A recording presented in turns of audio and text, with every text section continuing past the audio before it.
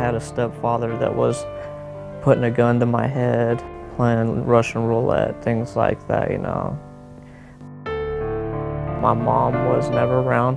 Her husband was very abusive, very violent. I remember him going to jail. I remember my mom being beat up brutally to where it did traumatize me for the most part. Basically, I knew when she loved me and when she didn't. And that was when she didn't have a fix of dope.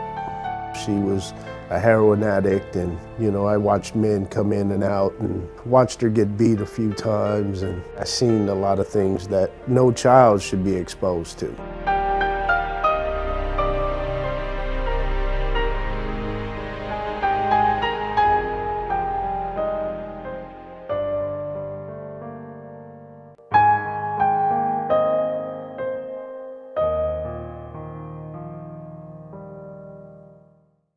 When I was about 8, they took me away from my mom, and the last thing she said is, "Baby, don't worry, I'll be there, I'll get you." And I was like, okay. She was my world. That's the only thing I knew as family. She disappeared off the planet. That kind of proved that I'm unworthy of anything and everybody. Tyrone grew up with a history of severe neglect. My father might be the dope man, the heroin addict, the Puerto Rican dude, or her pimp. Family don't want to have nothing to do with me because I'm half white and whatever. I had so much rage and anger in me that I can't even fathom the idea right now. Robert's life was that of abuse from the day he was born. It was very violent. Abuse to the point of absolute neglect. That only lasted up until I was about 8 years old. And then my grandmother showed up in my life. Came and got me, put me in the car and said, this is enough. I knew that life was gonna get a lot better.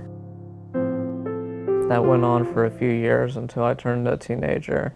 I started being really rebellious. I was acting out on the way things were acted towards me in my childhood.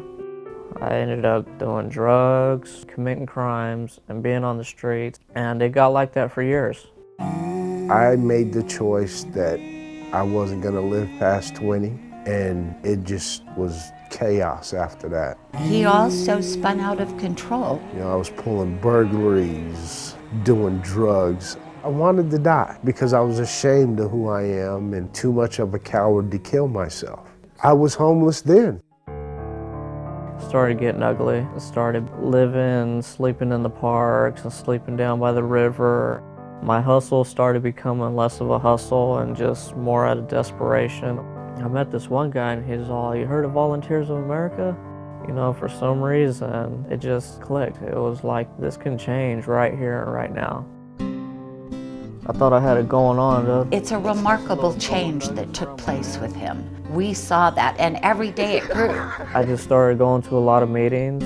I started doing what's suggested there. They started showing me that I'm not the bad guy I thought I was, and when they look at me, they see a guy that could do something with his life. We have this philosophy, we're just going to love them until they learn to love themselves. And that's where they start to come out of that environment and have the opportunity to be cared for, which is a huge part of what Volunteers of America does. It's not just equipping people with skills, it's caring for them so they can emotionally be repaired. Robert's comeback and his zest for life is a miracle in itself. That somebody as beaten down as he was has come back as far as he has. For me, it was just a situation broken down. You got a drug problem, let's get into a solution. You got a housing problem, let's get into a solution.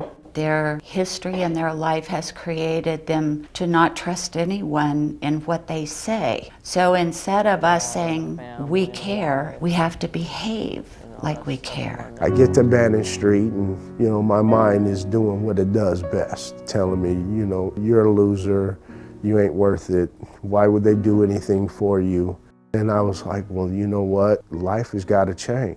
When the light came on, he couldn't give back enough. I've volunteered over at Women's Empowerment. I've logged over a couple of 100 hours in community service at Bannon Street. You guys are doing an awesome job. Thank you very much. For as much volunteer work as I've done for Volunteers of America, it's got me outside of myself in a way that I can't explain. To all the bad I've done, to all the people I've hurt, this is my way of giving back. Oh, come on, all of a sudden you on a diet. He's so caring and thoughtful now of other people. Because of our philosophy that walking through our front door is the end to their homelessness, we offer them hope. I didn't have no hope. Now, to me, hope is everything. I got the upstairs. We offer them a non-judgmental environment where they can be who they are. They showed me that there is another way of life, that I can stop beating myself up for the things I've done in the past, and I can look towards the future. My outlook on life now is so much different than what it used to be. The house is beautiful. It's Robert, everything he set his mind to, he has thus accomplished. I went to EMT school. I finished that. During the GED, medical assisting. You know, it's hard to believe sometimes still. The sense of security is wonderful. Knowing where you're gonna go every night makes it that much more horrifying to go back out there. I didn't think I had any more chances. And Volunteers of America seen something in me and they took a chance on me. Volunteers of America has shown me that people can change, especially coming from the lifestyle of being homeless. I owe Volunteers of America, but I also owe those people that help Volunteers of America. And I will try my best not to let you guys down.